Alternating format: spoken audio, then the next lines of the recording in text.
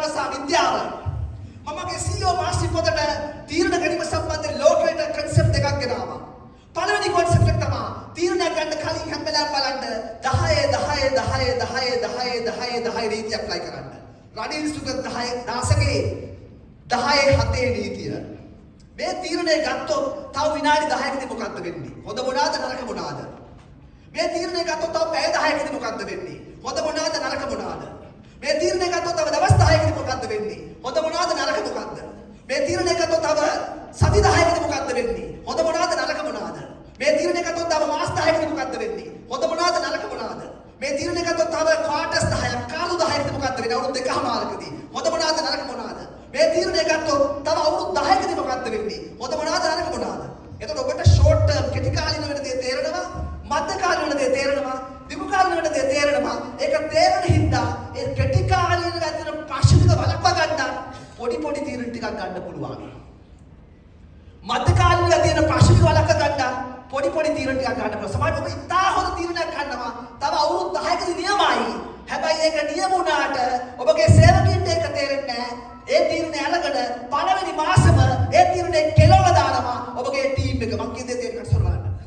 ඒ නිසා ඔබ තීරණයක් ගත්තාම බලන්න මේ තීරණය ක්‍රියාත්මක කිරීමේදී තව පැය 10කදී මොකද්ද තියෙන එන ප්‍රශ්න ටික, ඒවට සොලියුෂන් කොහොමද ගේන්නේ?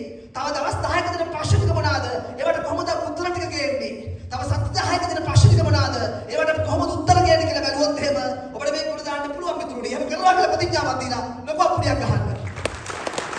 මගේ මිතුරෙක් ඔගේ ගමේ ගිහිල්ලා පොල්වත්තට ගිහිල්ලා ඇද්දි අම්මා තාත්තගෙන් හම්බෙච්චි ගමේ ඉන්න නලි කපටියෙක් කියනවා මහත්තයා පොල් ටික හොරකම් කළා නේද? ඒකනේ කවදාවත් පොල් ගෙඩියක් ගෙනිච්චේ නැහැ.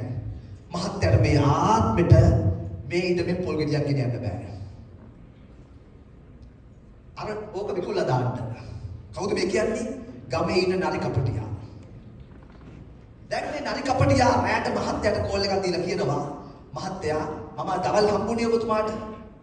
ඔබතුමා මේ වත්ත විකුණනවා නම් මම ලක්ෂ 10ක ගන්න කැමතියි.